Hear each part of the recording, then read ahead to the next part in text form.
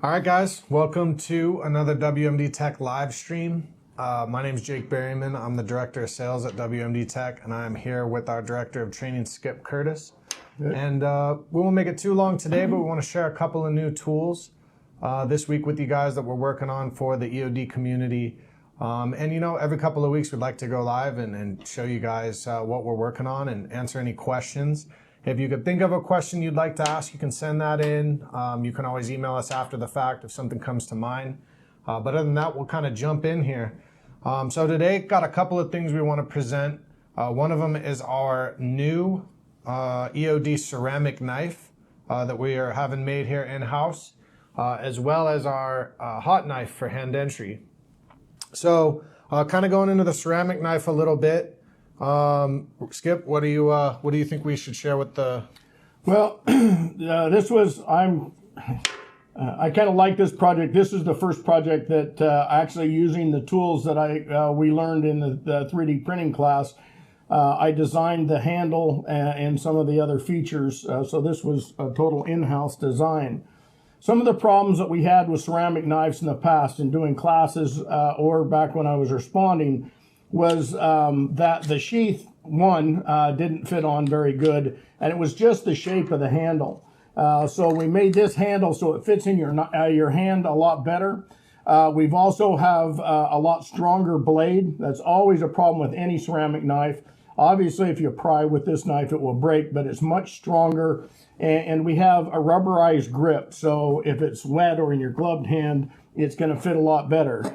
We have a nice black blade, and it is not conductive, nice and sharp. And the great thing is because we do this in-house, we can beat most pricing that's out there on this knife, and that's one of the issues that we had before, was just trying to get a good knife at a decent price.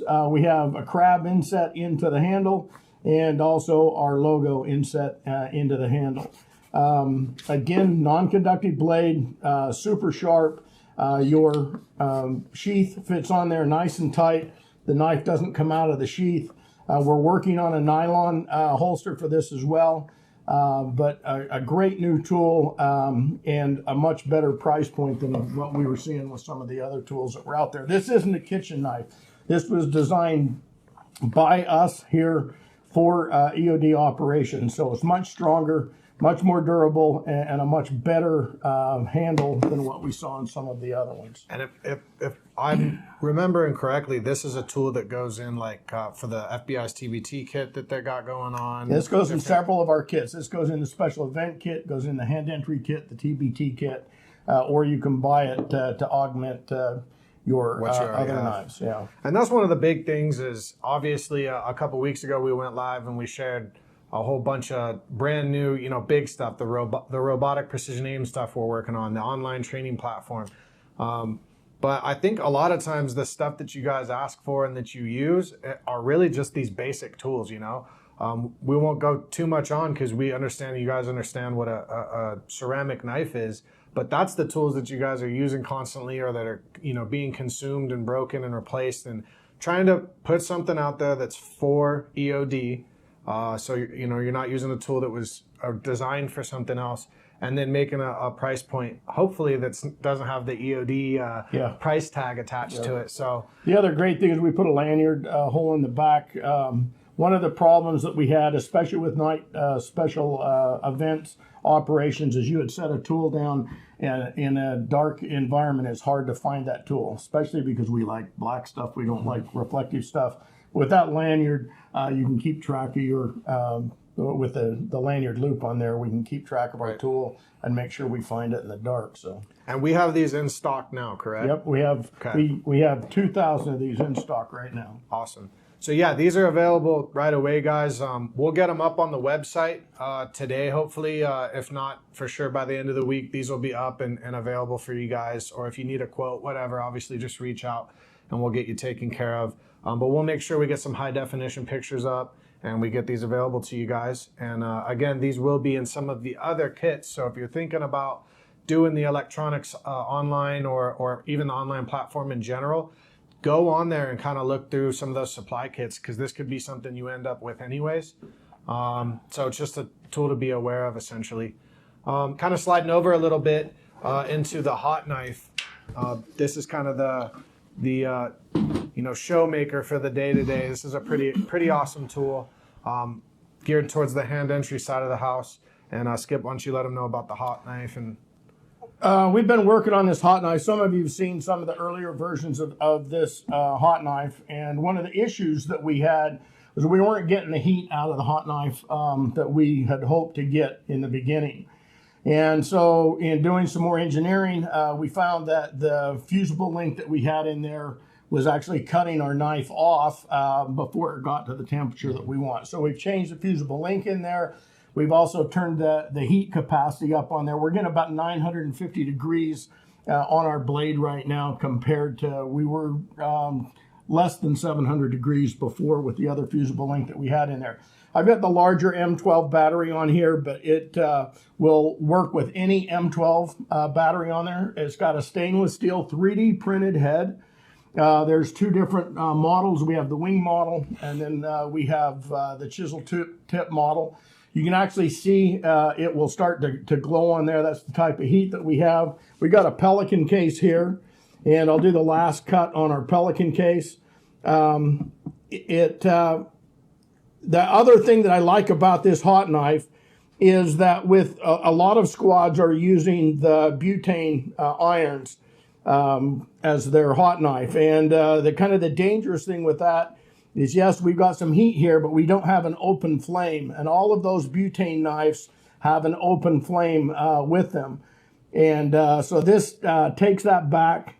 This is actually fairly thick plastic on this Pelican case. We're going through the lid, doing our triangle cut, and you see how it kind of plows the plastic up out of the way, so you don't have to worry about it welding itself back together.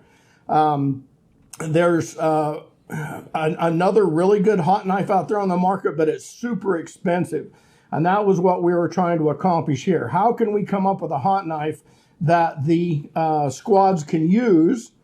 I've got my loop here, make sure we don't drop this our lid down inside the housing here. But we wanted to make sure that we had a hot knife that isn't going to break the bank. And so this is much cheaper than the other hot knives that are out there on the market, much hotter than a lot of them. And it works extremely well on thin plastics and thick plastics as we start to cut through there.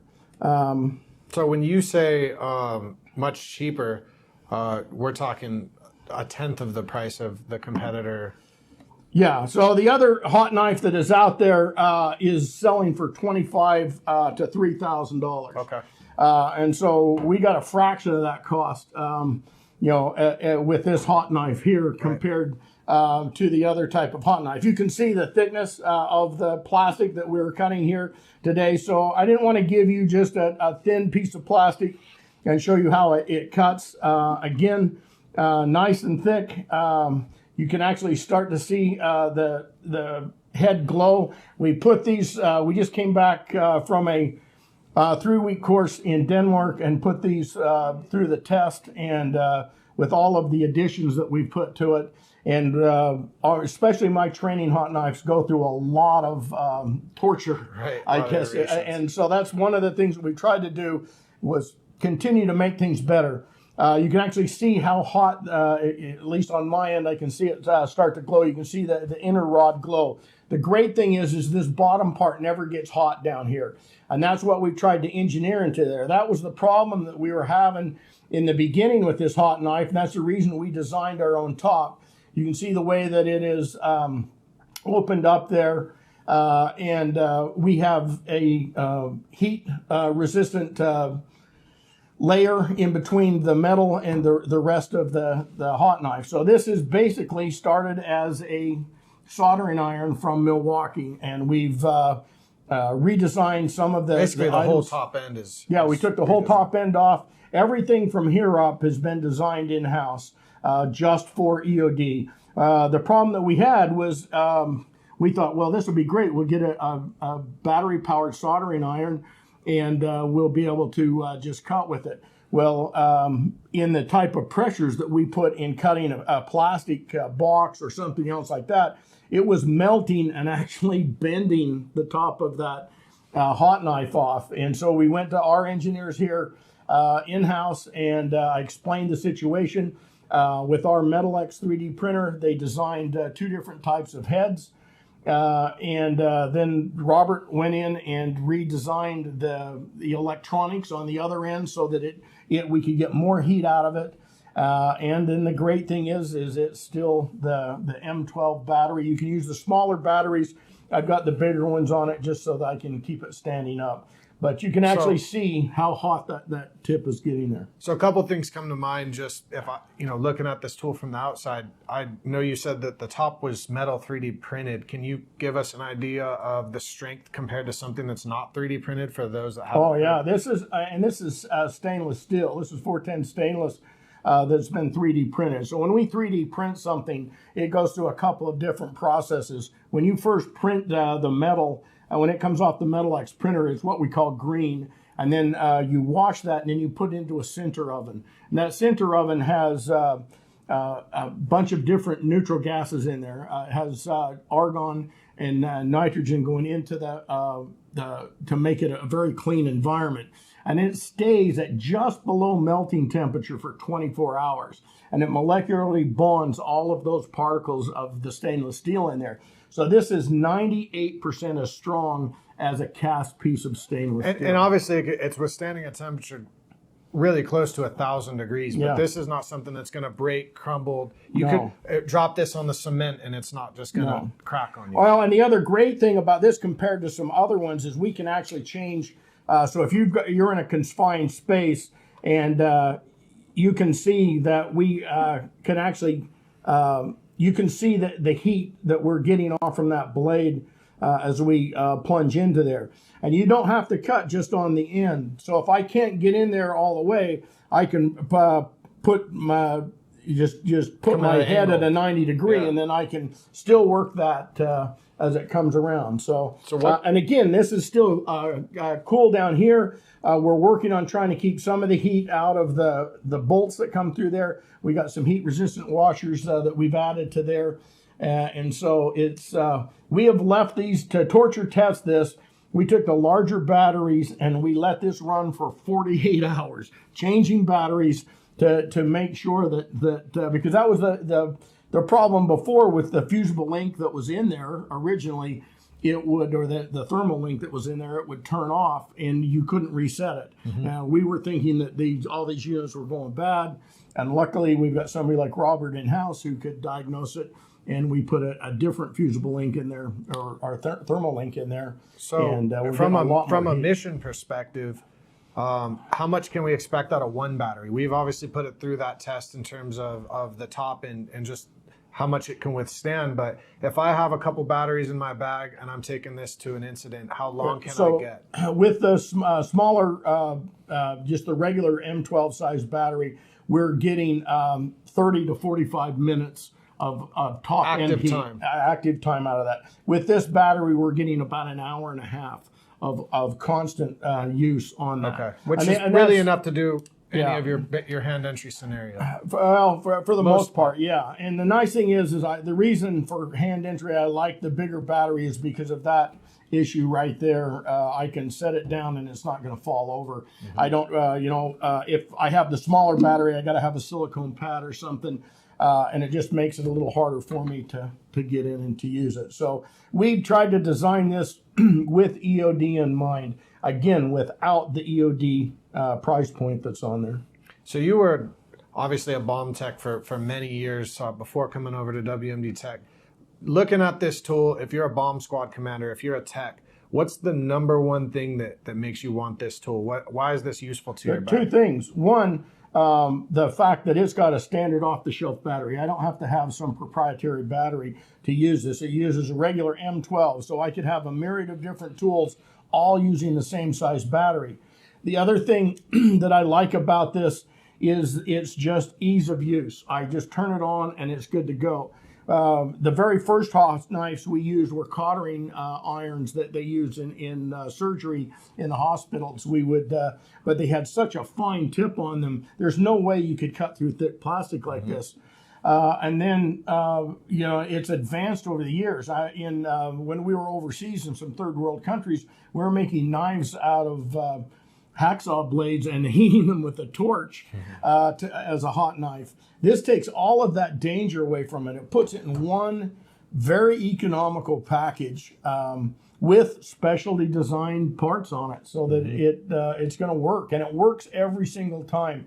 There's no way I would want to show you anything that we didn't put through the ringer. Now, in the beginning, did we have some problems with it? Yeah. In our beta versions, we weren't getting the heat out of it. Again, that heated thermal link inside there, it's actually a thermal fuse. The thermal fuse was burning out, and it was just a pain to replace it. And so we went back to the drawing board and put a better working method in there instead of that fusible.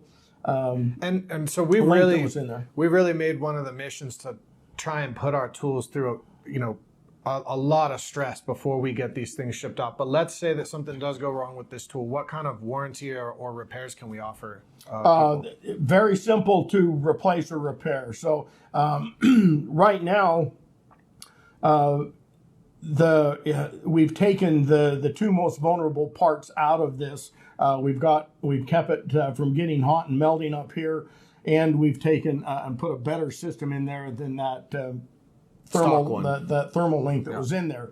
And so the hand grip itself, we can get a lifetime warranty on the hand grip and the electronics that are inside here. Then honestly, the batteries are especially the lithium ion batteries now that they're using with those, they hold a charge for a long time. And they're very good to use. Yeah. And every hardware store or Amazon or Home Depot type store, you can buy an M12 battery in. And I guess one of the last things would just be, if I'm looking at adding these to my truck or one of my cases to my arsenal, what's the maintenance on it? I mean, does it gunk up over time? Is it easy to clean? So you can see that it start to come off from there. Now, before we used to take just a paper towel and wipe our hot knives off. If you do just a regular paper towel on this, you're going to start that paper towel on fire. Okay. So take a wet cloth if you do anything. That's the nice thing. So you leave this on, that plastic's going to burn off, and it's not going to be an issue. Mm-hmm. The other problem that we had with some of the hot knives is it wasn't getting hot all the way down. So we have the thin cutting surface here at the top, and then we have the diamond-shaped cutting surface down below. And you can see by the graduated black mark that's on there where that heat comes from. So if I need to do a very thick project, that's the reason for the diamond shape, is because when I go through something thick like this, I want to make sure that I push or plow that plastic out of the way. Otherwise, it'll just close right back up. Yeah, it's just going to weld itself right back together, and we're going to have an issue. So when you're using something thin, like a hacksaw blade, for example, you can plunge in, but it just seals itself. That was one of the biggest problems we had, was we couldn't plow that material out of the way. With the other types. And we also have a winged type design. Some of the units, so you have a choice between the wing design or the chisel design. And, if you're trying to decide which one you want, that's a good time for a demo. Let us bring them out and play with both of them and decide which one you like. Right. Yeah, guys, and like I said, for the ceramic knife as well, we're going to have some HD pictures up on the website. And absolutely encourage you guys to check out WMDTech.online. That's where our new subscription training platform is going to be. We're hitting all the topics: electronics design and defeat, 3D printing. So designing something. Now, we obviously have a specialized printer that can do the metal. But if you have other tool ideas and stuff, we're doing a class. If you know how to draw a line, a square, and a circle, then you can start creating tools like this for your own shop. And we're going to have all those classes. We're going to have bonus content like this video we're shooting now. Some of it's just kind of introducing the products. Some of it we're going to get in close out in the field and do some real scenarios with this stuff. So I absolutely encourage you guys to jump on there. Check that out, WMDTech.online. Skip, I love these tools. You guys are coming up with great stuff. Is there anything else you want to share about these tools, or kind of any add-ons or supplementals that would go with this? Well, we're working on some new things right now. We're with our special events course. We're trying to come up with some new zipper tools, tools to pop zippers. We have some 3D printed versions that we can get the STLs out to the squads if they want to print their own. And we also have a titanium rod zipper popper that actually goes in the 3D printed handle. And so we're working on the beta versions of those. Hopefully in our, we got a class in Philadelphia coming up. We're going to put those through the grinder at that class and see how they hold up. And if there's any changes we need to make, we'll make those, then we'll bring them to you after that class in Philadelphia. So just one last thing, guys, and obviously I'm really excited about that online training platform and some of the possibilities, but from a purchasing standpoint, I do want to note as well, we sell that platform with store credits as well. I know a lot of you guys have training funds, but not necessarily product funds, or vice versa. We can definitely sell tools with a free subscription, or there's different ways that we can work that to make sure you guys get it, but there is an online store attached to that will have these kind of tools that you can use your store credits to purchase as well. So reach out to me if you want to know more about that, but there's definitely options. Our goal is flexibility, introducing new tools, stuff that's not out there, and I think most importantly, trying to do it at a non-EOD price, right? Yeah. So again, Jake Berryman with WMDTech, Skip Curtis, our training director, and absolutely reach out to us if you guys need anything, and we'll be checking in soon with some more products and content for you guys. All right. Thanks, guys. Be safe, and give us a shout if you need anything.